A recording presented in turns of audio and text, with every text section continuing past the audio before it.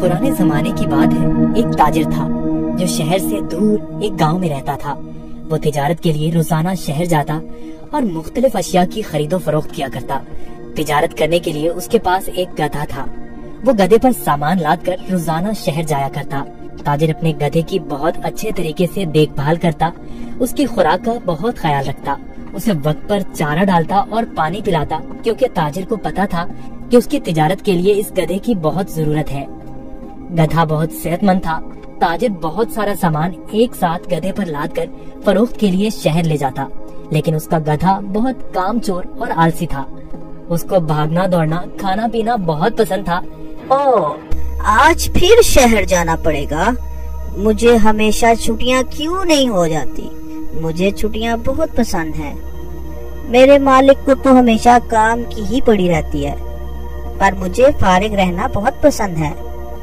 मेहनत करना तो बिल्कुल भी मुझे अच्छा नहीं लगता।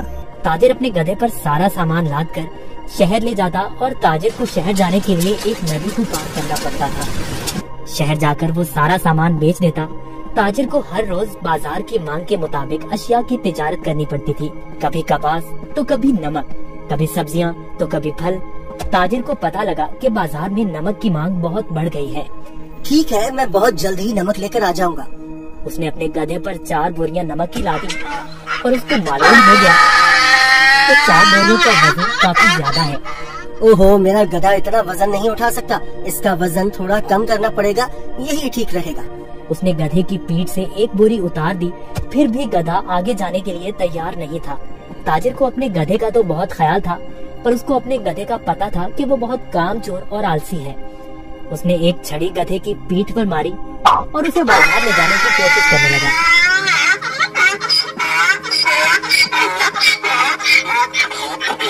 चलो, मुझे पता है तुम बहुत आलसी हो। तुम्हें शहर जाना बहुत जरूरी है, क्योंकि बाजार में इस वक्त नमक की बहुत मांग है।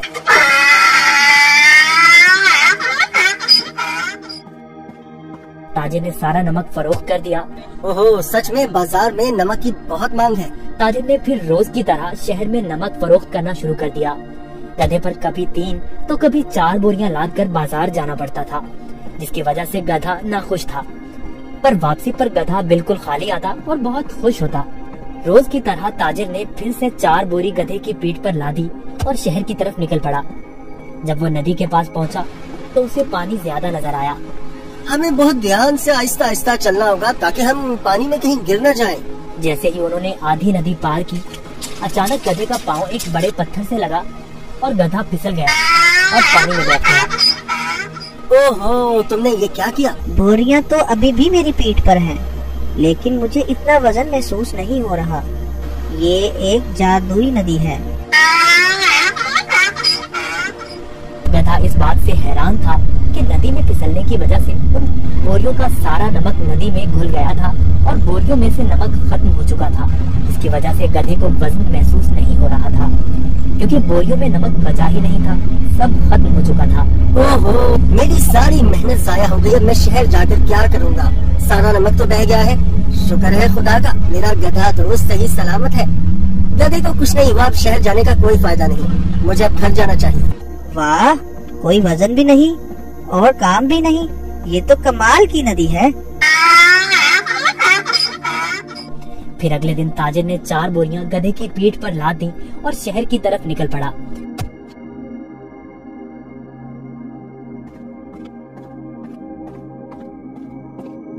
आहा, कल का दिन कितना अच्छा था। कोई काम भी नहीं करना पड़ा था। आज मुझे फिर काम करना पड़ रहा है। ठीक है, आज फिर से मैं आलसीपन दिखाता हूँ और अपना वजन कम करता हूँ। फिर तो मैं नदी से ही घर वापस जा सकता हूँ, कल की तरह। वो एक जादुई नदी है जो मेरा वजन कम कर देती है। वो कल की तरह आज भी मेरी मदद करेगी। ताजिर उस दिन गधे की चालाकी से बिल्कुल बेखबर था। रोज की तरह ताजिर अपने गधे के साथ इस नदी के पास पहुंचा तो गधा ताजिर से पहले ही इस नदी की तरफ जाने लगा। ताजिर ने उसे रोका। रुको रुको। गधा फिर से नदी में फिसल गया जहाँ वो पहली बार फिसला था। ओहो, तुमने क्या किया? काहे गधे, जल्दी से बाहर आओ। लेकिन बहुत देर हो चुकी थी। बोरियों का सारा नमक नदी में घुल गया। गधे को अब कोई वजन महसूस नहीं हो रहा था। वाह, ये हुई ना बात, कोई वजन भी नहीं और काम भी नहीं। ये दोबारा कैसे? जरा सोचता हूँ, ये जानबूझकर मेरे साथ कहीं चालाकी तो नहीं कर रहा। ओह काहिल गधे, मैंने तुम्हारा इतना ख्याल रखा और तुमने मेरे साथ क्या किया? इसे घर वापस ले जाता। मुझे पता है, अब देखो मैं तुम्हें कैसे सबक सिखाता हूँ। गधे ने सोचा, मैंने काम चोरी का ये अच्छा तरीका ढूंढा है, पर ताजिर का तो आज कुछ और ही जहन था। अगले रोज ताजिर ने गधे की पीठ पर 6 बोरियां रुई की लाद दी, लेकिन गधे को थोड़ा सा भी वजन महसूस न हुआ। ओहो, इतनी ज्यादा बोरियां? कोई मसला ही नहीं। शहर तक जाना किसने है? इस जादुई नदी तक तो जाना है बस। और वो शहर की तरफ जाने लगे। जब वो नदी के पास पहुँचे तो अचानक से गधा नदी पार करने लगा और उसी जगह पर फिसला जहाँ वो पहले फिसलता था। ताजिर बाहर खड़ा होकर ये सब मंजर देख रहा था। ओहो, ये मेरी पीठ पर इतना वजन कहाँ से आ गया?